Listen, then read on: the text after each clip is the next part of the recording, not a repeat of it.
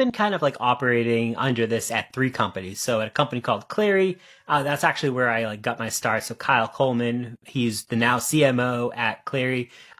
He was my boss at the time. That's how I kind of got started on this whole like LinkedIn journey and like talking about field marketing initially, because that was like what I did for years. It was what I was known for.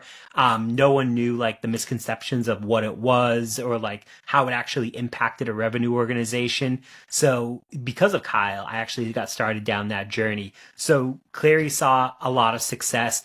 I think where I finally saw like some mega success was actually with Alice. So like I was there for 2 years. In the 2 years that I was there, I drove $2 million in self-reported attribution pipeline that I could track specifically from my LinkedIn profile. 60% of that 2 million, so 1.2 million, actually closed. So like $1.2 million at a zero cost outside of my salary.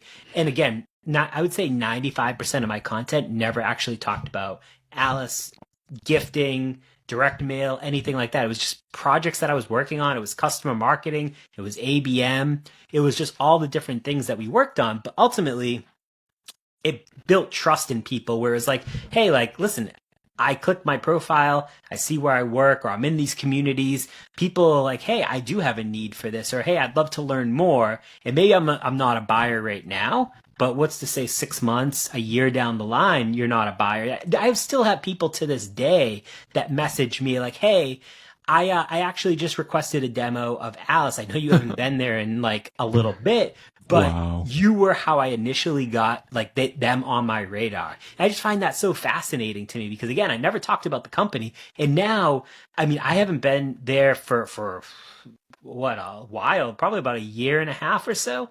And like people are still referencing that a year and a half later. And then I went to AirMeet, and again, my boss, who's now my co-founder, Mark Killens, we did this at AirMeet, and again, him and I used a very similar approach. We used the same playbook, and we were able to drive a ton through self-reported attribution, not only through me, but we were seeing stuff through him. I started to get additional people on the team to be able to do that. And when you can create kind of like an army of all these little like evangelists, think about how much, one, that saves you on paid media spend, but two, like how much of a reach you can actually get. Now, listen, I know like the algorithm on LinkedIn's crushing everyone. It's crushing me. I'm seeing like a 60% drop, but it doesn't matter. If you have 20 people like me within a company, you're still going to see amazing results. And I think it's just like getting started on like, what does that journey look like? Who's going to be the point person for this entire journey?